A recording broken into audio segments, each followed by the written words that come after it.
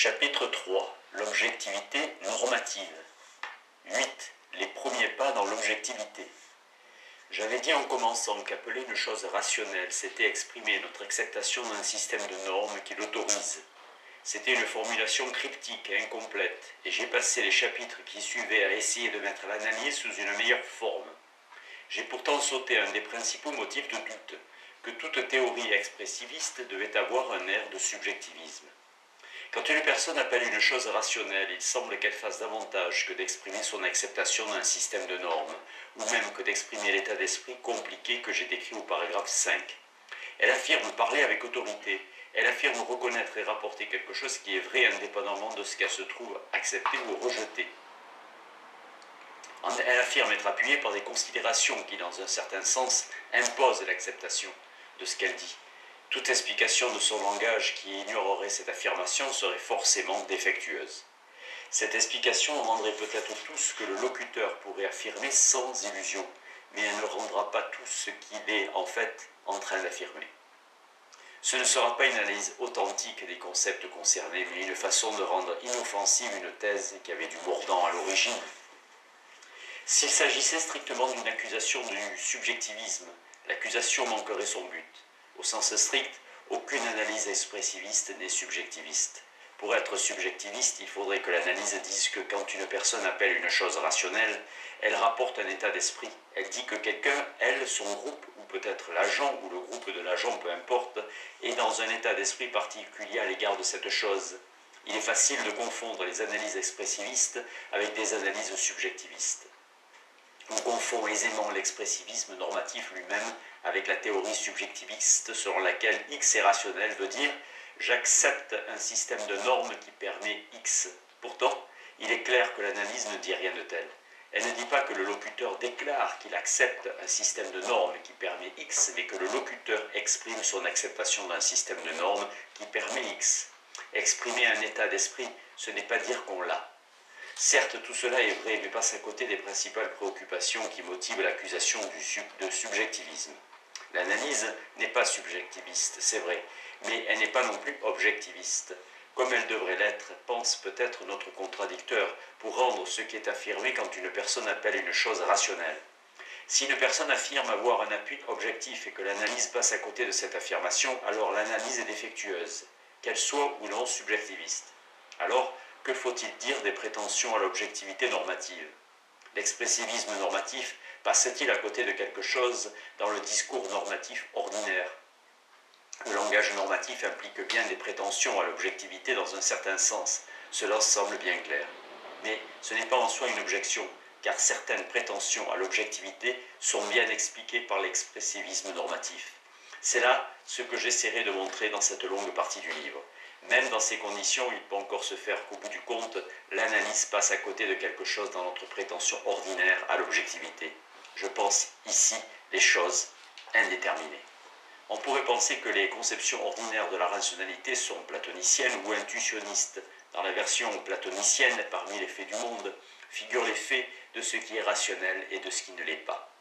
Une personne pourvue de facultés mentales normales peut distinguer ces faits. Les jugements de rationalité sont ainsi des appréhensions simples et directes de faits, non pas par la perception sensorielle, mais par une faculté mentale analogue à la perception sensorielle.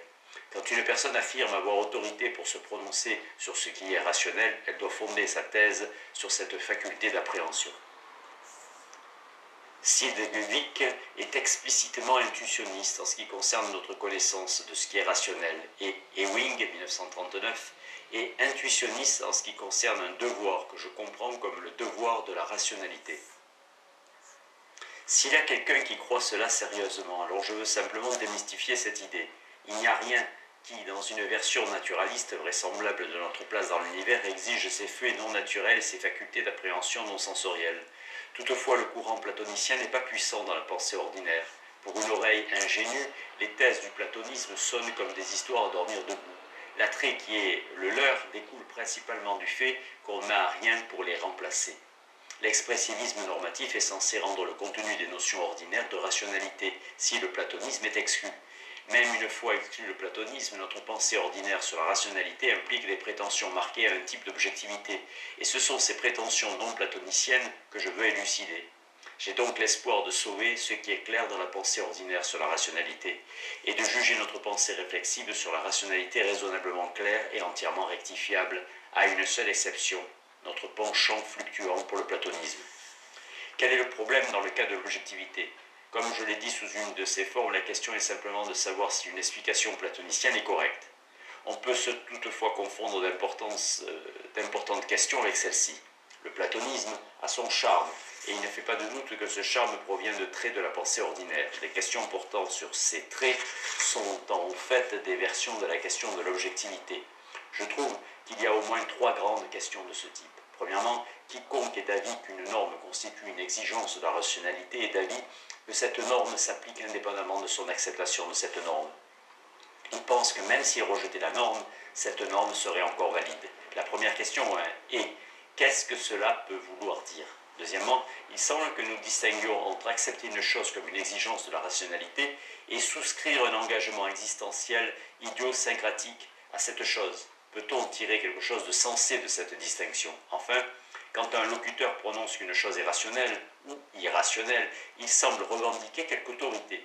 Il ne se contente d'exposer son opinion à un même public. Il prétend avoir raison. Il affirme que son opinion est valide dans l'interpersonnalité. Quelle est la nature de cette prétention à l'autorité? Telles sont les questions que je veux explorer. Comment pouvons-nous donc expliquer les prétentions objectives contenues dans notre discours normatif? Nous pourrions essayer d'interprétation radicale. Peut-être les exigences strictes de la rationalité sont-elles celles auxquelles les gens doivent, à notre sens, satisfaire si nous voulons les trouver intelligibles? D'une autre manière, nous pourrions essayer de peser les raisons. Il est rationnel de faire une chose quand le plus grand nombre de raisons soutient de la faire. Et ainsi, si nous pouvions dire ce que sont des raisons, nous pourrions alors caractériser ce que c'est pour un acte, une opinion ou une émotion d'être rationnel. Je soutiens qu'aucune de ces propositions ne nous mène bien loin, et c'est ainsi que je me tourne vers les directions de la réflexion qui, elles, nous mènent quelque part.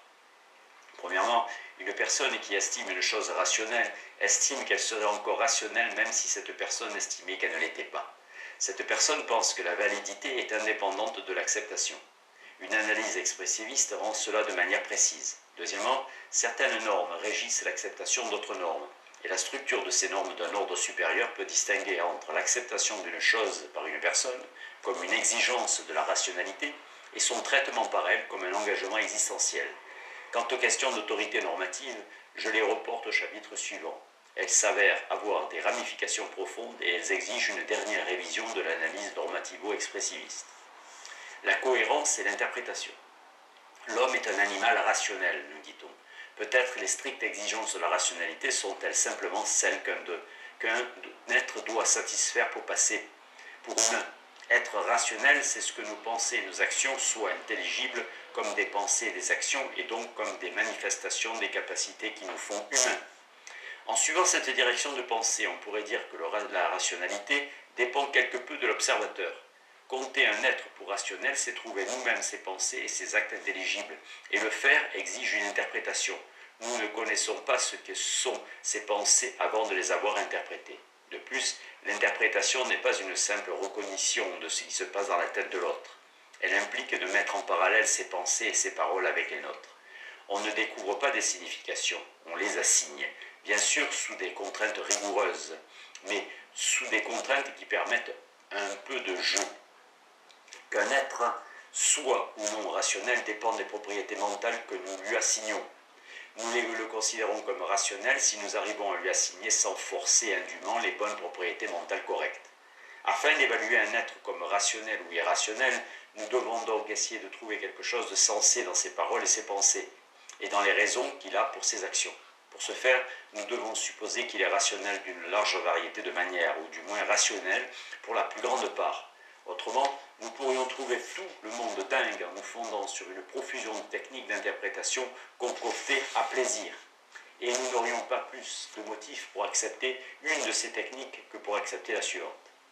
Nous essayons d'interpréter une personne avec pour contrainte qu'elle doit à l'arrivée être pour la plus grande part rationnelle. Si nous y parvenons, nous la considérons alors comme rationnelle. Keane, 1960, développe une théorie de l'interprétation radicale. Davidson tire lui aussi de vastes conséquences philosophiques de considérations liées à l'interprétation radicale. Alors, se pourrait-il que les exigences de la rationalité soient simplement les choses qui sont nécessaires à l'interprétabilité? Se pourrait-il que ce soient les exigences que nous devons supposer remplies par une personne pour l'essentiel si nous voulons la traiter en être humain intelligible? Par opposition, ces engagements existentiels sont-ils les engagements qu'elle pourrait très bien ne pas avoir tout en restant intelligible? D'après cette proposition, les exigences de la rationalité seront pour une part des exigences de cohérence. Après tout, une des contraintes pesant sur l'interprétation sera que nous devons interpréter une personne comme cohérente. La cohérence, au sens où j'utilise ce terme, consiste à être conséquent de manière interne, formelle dans ses opinions et ses jugements normatifs. Une personne idéalement cohérente pourrait accepter les conséquences logiques de tout ce qu'elle accepte sans tomber dans la contradiction logique. La cohérence est ainsi une exigence plus faible que la rationalité entière. Il se pourrait qu'une personne soit idéalement cohérente et pourtant qu'elle soit aimante. La rationalité est affaire de ce qu'il est vraiment censé de faire, de croire et d'éprouver. La cohérence est simplement de la non-contradiction, que nos jugements soient bien fondés ou mal fondés. La cohérence est affaire de logique. Comment attribuons-nous de la cohérence ou de l'incohérence à une personne? Voici à peu près comment cela pourrait se passer. Nous, la communauté des interprètes, nous commençons par remarquer des schémas dans nos propres inférences, dans les inférences que nous acceptons avec confiance. Nous formulons alors des règles à accepter comme régissant nos inférences. Nous exigeons de nous-mêmes et des uns des autres que nos inférences suivent ces règles. Des règles qui s'appliquent à toute pensée indépendamment de la matière traitée, nous les comptons pour des règles de logique. Une fois que nous acceptons ces règles, nous les appliquons non seulement à nous-mêmes, mais aux autres. Quand nous essayons d'interpréter les autres, l'un de nos buts est de les trouver cohérents d'un point de vue logique, du moins pour l'essentiel. Donc, nous ne découvrons pas la logique qui guide leur pensée implicitement. Ce que nous découvrons, c'est si on peut les interpréter comme étant guidés par la logique telle que nous la connaissons déjà. Or, pour interpréter un être, nous devons postuler qu'il est non seulement cohérent d'un point de vue logique, mais postuler aussi de nombreuses autres choses. Nous devons supposer qu'il entretient une réserve à peu près normale d'opinion, étant donné les preuves dont il dispose. Nous devons lui attribuer une réserve assez normale de désir et une composition émotionnelle à peu près familière. Nous devons considérer qu'il se livre à des types familiers de raisonnement probable et de raisonnement pratique. Ce serait un fort handicap contre une interprétation si, d'après elle, les opinions et les normes guidant un être nous apparaissaient absolument bizarres. Bref, nous devons lui attribuer un noyau important de rationalité substantielle, une rationalité qui va au-delà de la pure cohérence. La difficulté principale de la rationalité n'est pas ce qui constitue la cohérence, mais ce qu'exige la rationalité au-delà de la pure cohérence formelle. La théorie de l'interprétation offre-t-elle une solution? Nous pourrions dire que la rationalité substantielle consiste dans les choses dépassant la pure cohérence formelle que nous devons attribuer à un être, du moins pour la plus grande part, si nous voulons trouver qu'il pense de manière intelligible. Je pense que cette solution ne marche pas, au moins pour ce que nous voulons faire, car quand nous demandons ce qui est censé de faire, de penser et d'éprouver, nous demandons davantage qu'une pure intelligibilité. Il se peut bien qu'une rationalité minimale soit exigée pour l'intelligibilité, mais expliquer cette rationalité minimale n'expliquera pas la rationalité qui dépasse le minimum. Est-il vraiment censé de mettre de la valeur sur quoi que ce soit au-delà de notre propre plaisir? Est-il jamais censé de se sentir coupable de ce qu'on a fait ou de condamner quelqu'un dans notre fort intérieur et dans nos propos pour avoir fait quelque chose? Ces questions ne portent pas sur l'intelligibilité dans quelque sens minimal. Si nous en arrivons à accepter des réponses à ces questions, nous n'ajouterons pas ces réponses à notre réserve de lieu commun, à notre réserve des choses qu'une personne doit être perçue comme acceptant pour la plus grande part, si elle veut être perçue comme pensant avec une quelconque intelligibilité. Peut-être devons-nous attribuer une rationalité minimale à quiconque est considéré par nous comme pensant de manière intelligible, et la rationalité minimale que nous attribuons peut s'avérer pourvue d'un contenu fort riche. Il reste que les questions les plus profondes sur ce qu'il est censé de faire, de penser et d'éprouver sont des questions sur lesquelles une personne pourrait faire erreur sans porter préjudice à son interprétabilité. De plus, ce dont nous avons besoin pour l'interprétation, ce n'est pas précisément de rationalité, mais d'amples parallèles avec notre propre savoir traditionnel.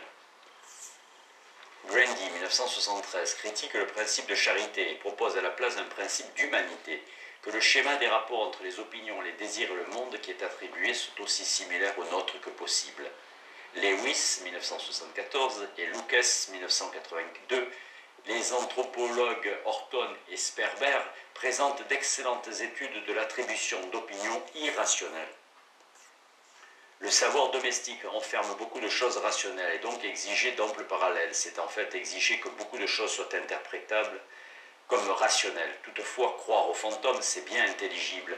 Il est intelligible d'investir davantage dans un projet parce qu'on y a déjà tellement investi. Il n'est que trop intelligible de verrouiller la grange après le vol du cheval ou de trouver du réconfort dans le malheur des autres. On peut douter qu'aucune de ces choses soit rationnelle, mais il ne nous est pas nécessaire d'évaluer la rationalité de ces choses pour les trouver simplement intelligibles. D'ailleurs, le fait d'assigner trop de rationalité pourrait être porté au passif d'une interprétation. Nous ne devrions pas interpréter les gens comme évitant les faussetés les plus courantes.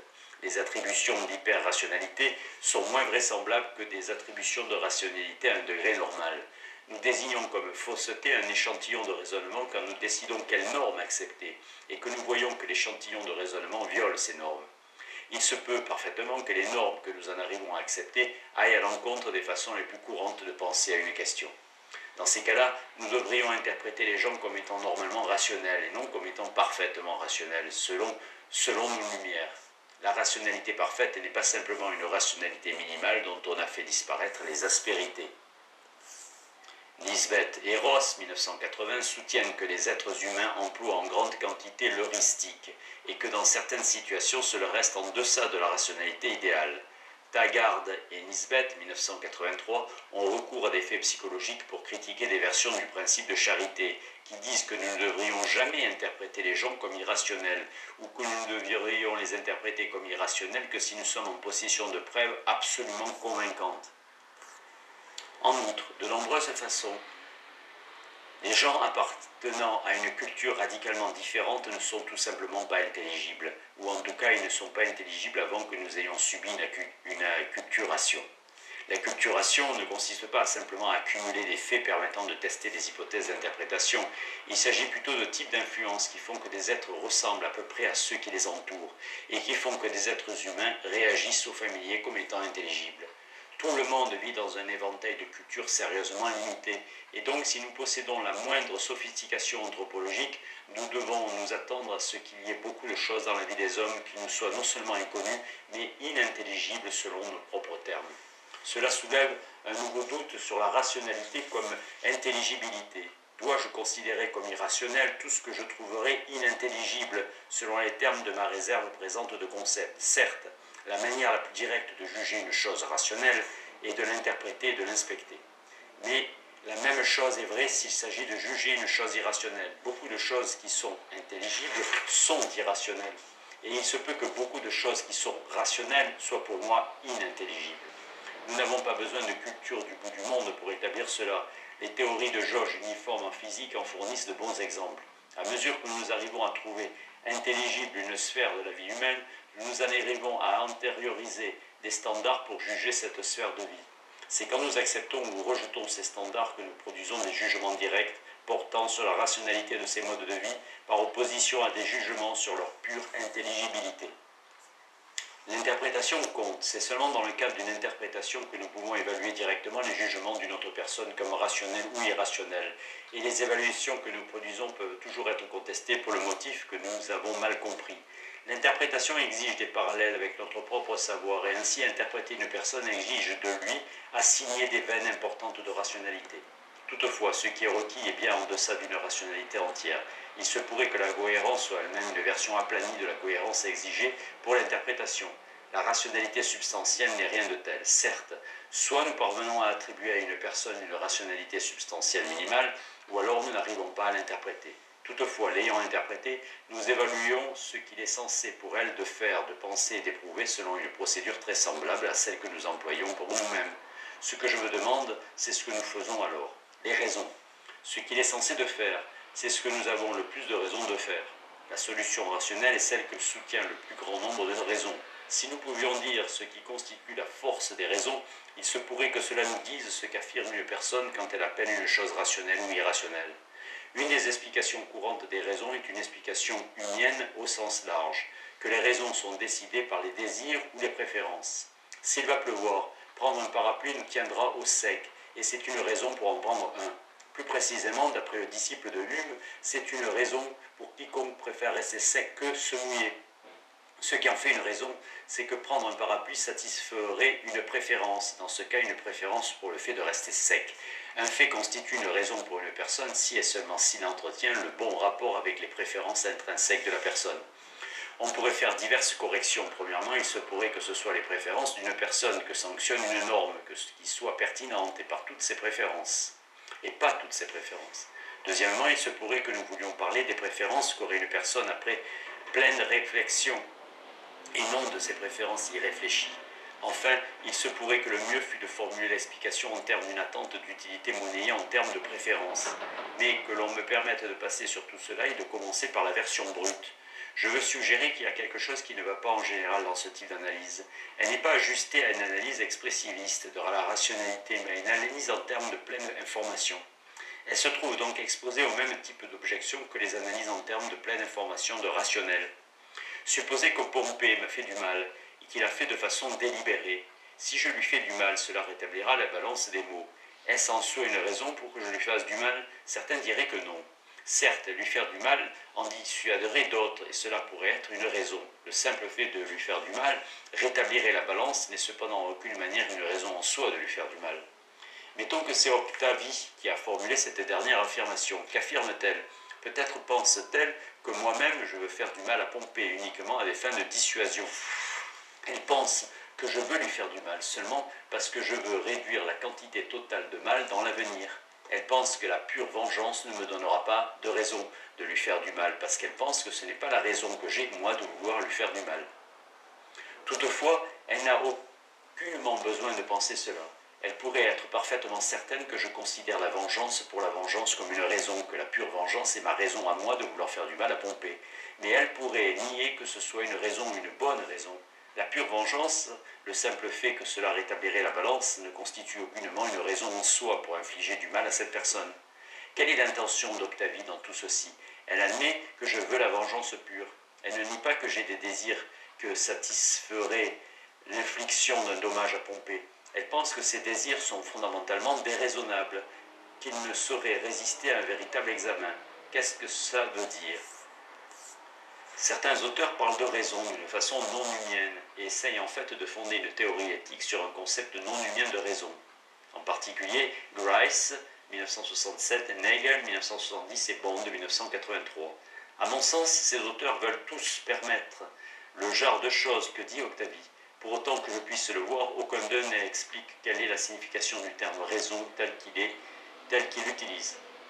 Si je le comprends bien, Kurt Bayer, 1958 et 78, est d'avis que les raisons sont des lignes de conduite générales socialement acceptées dans la plupart des cas, qui sont solides au sens où leur utilisation pour décider des questions particulières donne d'habitude des résultats désirés. Je ne vois pas bien si cela est censé être une explication de ce que veut dire le terme raison, mais si c'était le cas, il y aurait des problèmes. Par exemple, une personne pourrait admettre que la vengeance est un résultat que désirent les gens, mais nier que les lignes de conduite efficaces pour l'obtenir soient synonymes de bonnes raisons. De plus, quand on parle de ce qui donne d'habitude des résultats d'un type donné, on laisse de côté des débats sur ce qui constitue la rationalité instrumentale, des questions sur lesquelles les gens peuvent être en désaccord sans désordre linguistique ou conceptuel. J'ai dit qu'il y avait un lien étroit entre ce qui est rationnel de faire et des raisons pour des actions, entre les façons dont il est rationnel de sentir et des raisons pour des sentiments. Dire qu'il est rationnel de faire une chose, c'est dire qu'un des plus grands nombres de raisons soutient qu'on la fasse. Appelez cela le principe de lestage, weighting principle. Étant donné des analyses des deux termes rationnel et une raison, nous pouvons demander si elle s'ajuste bien, si elle vérifie ce principe de lestage en fin de compte. C'est dans ce sens que l'analyse humienne d'une raison s'ajuste bien à une explication en termes de pleine information de rationnel, mais non à une analyse expressiviste.